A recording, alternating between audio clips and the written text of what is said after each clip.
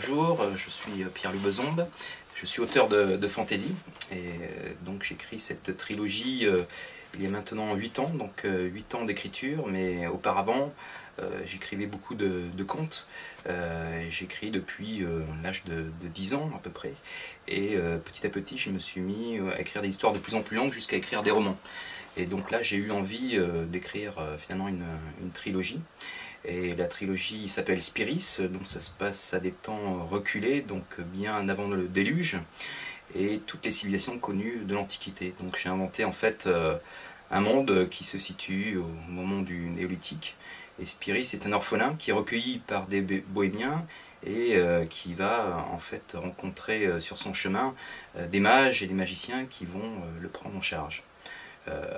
Donc tout ça, ça se passe à cette époque très reculée. Il va rencontrer l'amour, des batailles, la guerre, et aussi acquérir petit à petit des pouvoirs qui vont faire de lui un grand magicien jusqu'à devenir faiseur de foudre. Pourquoi j'ai écrit cette trilogie? En fait, je voulais avant tout me faire plaisir et puis écrire le livre que j'avais envie de lire. Donc ça c'est je dirais le plaisir principal. Et en fait j'écrivais un petit peu comme si j'étais un lecteur. Donc j'écrivais les pages et puis elles se tournaient au fur et à mesure et l'histoire avançait comme ça. Donc c'était assez magique.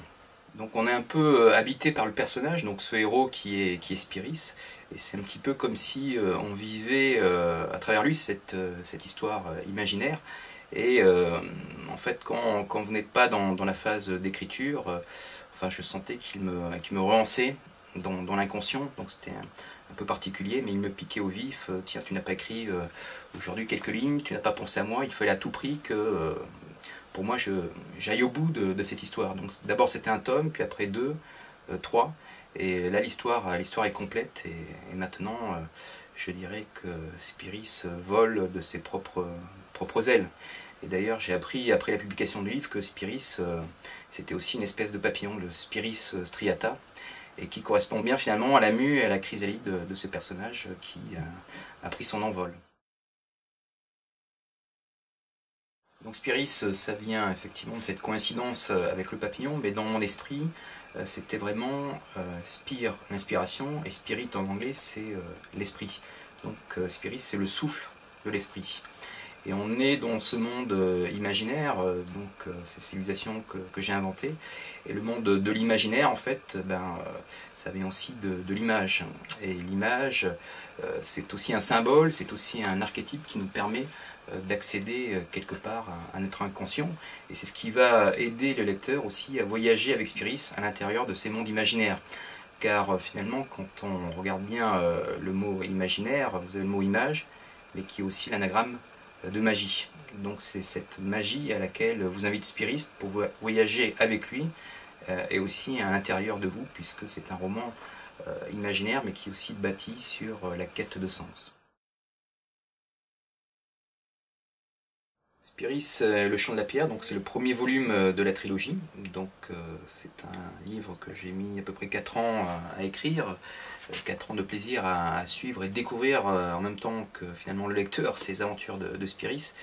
Et Spyris, qui est ce personnage? En fait, c'est un orphelin qui est recueilli par un clan de bohémiens. Et puis un soir d'orage, il y a un oracle qui arrive, et l'oracle en ce temps-là, donc cette période du néolithique, c'est quelqu'un dont la parole est écoutée et respectée et surtout pas remise en cause. Et donc il prévoit que dans le futur, Spyris va amener le malheur sur ce clan de bohémiens, et donc du coup il demande à ce que Spyris soit banni. Et personne s'interpose, il va devenir paria, et pousser un peu comme une mauvaise herbe jusqu'à ce que sur son chemin en fait il rencontre des mages et des magiciens. Et même s'il est devenu vagabond, il est intrigué par leur manège, et puis il va petit à petit rentrer dans leur communauté et être initié à un certain mystère, donc devenir en quelque sorte magicien, acquérir certains pouvoirs. Donc on le verra au niveau du tome 2, mais pour l'instant c'est juste un apprenti, donc un simple initié à la magie. Et pour parfaire son initiation, en fait, il doit poursuivre son chemin vers le Kamsandra. Qu'est-ce que le Kamsandra? C'est une mystérieuse montagne magique. Et en fait, en chemin, il tombe sur des pierres. C'est une cité perdue, la cité de Tankaria. Et là, en découvrant des parchemins sacrés, en fait, ils s'aperçoivent que Spyris, c'est l'héritier d'une très longue tradition. Et donc, c'est l'élu. Et il doit accomplir son destin. Alors au début il n'a pas envie, et il freine des quatre fers, et puis malgré lui, il est entraîné dans des batailles, dans des histoires. Il va rencontrer l'amour avec Lelan, qui est une fille du Sud et qui deviendra sa bien-aimée, mais aussi la trahison, puisqu'on n'est jamais mieux trahi que par ses propres frères. Donc je n'en dis pas plus pour garder toute l'intrigue, mais voilà, vous avez tous les ingrédients, en tous les cas, du premier volume de la trilogie Spyris. Spyris, le faiseur de foudre, c'est la deuxième partie de la trilogie, et comme son nom l'indique, Spyris va être initié à l'art fulgural. Donc qu'est-ce que l'art fulgural? C'est devenir maître de la foudre, et pour être maître de la foudre, eh bien, il faut pouvoir la recevoir sans mourir. Donc Spyris va être initié par un maître, et tout cela pour aller lutter contre un mage maléfique, dont je tairai le nom, et qui lui envoie des tornades et des tempêtes et menace en fait l'harmonie de la terre.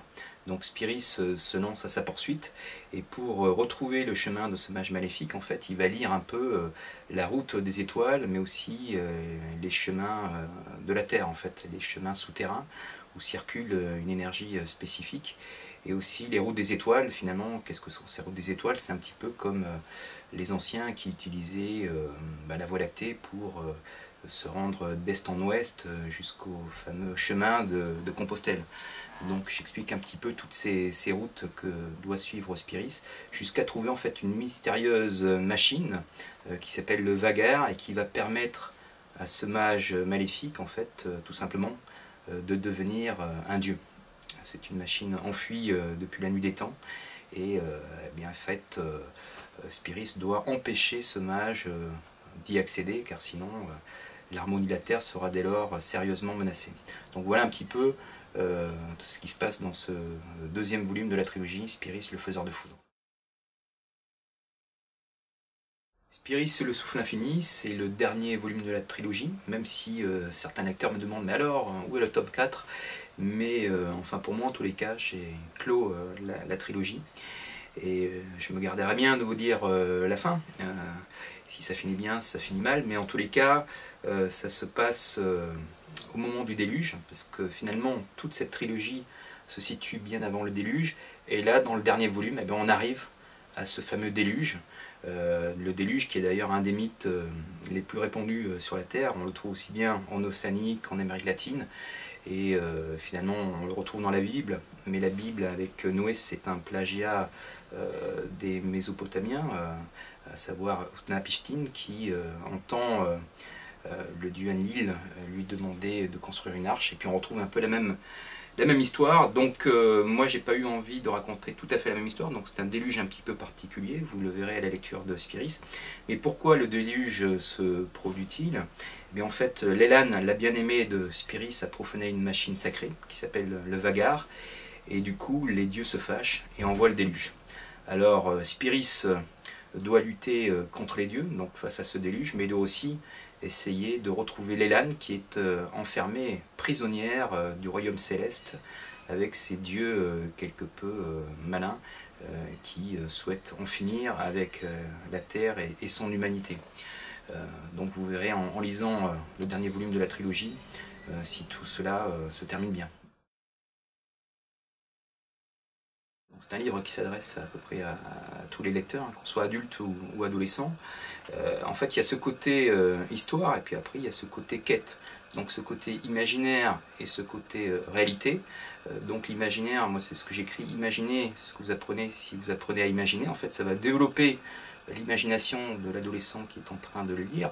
Et puis pour l'adulte, celui qui a déjà une expérience derrière lui, en fait, ça va aussi peut-être lui donner certaines réponses sur sa propre réalité. puisque Spyris, au-delà des aventures, en fait, il est en train de poursuivre une quête, qui est aussi une quête initiatique. Qu'est-ce que c'est initiatique? Ça vient du latin initium, qui signifie commencer le chemin. Donc Spyris, oui, commence ce chemin sur ces mondes imaginaires. Donc dans le monde de la fantaisie et de l'imaginaire, vous avez souvent ces cartes qui permettent au lecteur de voyager en même temps que les héros et éviter de trop s'égarer dans ces contrées en fait inconnues. On retrouve d'ailleurs un bestiaire fantastique dans ce genre. On retrouve aussi tout un lexique en langue lanoro, donc que j'ai créé. Et en fait, le héros voyage et finalement, à un moment, il revient à son point de départ. Donc c'est comme si en fait, il évoluait un petit peu en spirale et pour nous ramener à notre propre réalité, malgré tous ces mages, tous ces magiciens qu'il va rencontrer sur son chemin. En fait, la réalité le renvoie toujours à lui, car c'est lui qui est le plus important. Ce qui fait plaisir avec les lecteurs, c'est quand on fait un salon. Par exemple, je fais pas mal de soirées estivales, donc au bord de mer. Ce sont des salons qui se tiennent comme ça pendant les nocturnes.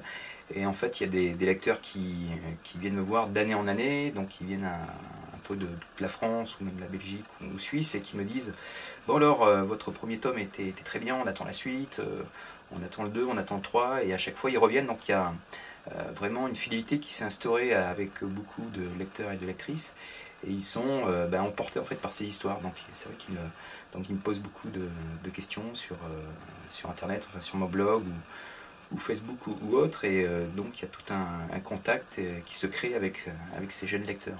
Donc ça fait plaisir, et bon, c'est vrai que c'est la rançon du succès, si je puis dire, en fait. On ne sait pas trop comment le prendre, mais bon, alors, on répond en tout cas à toutes les questions.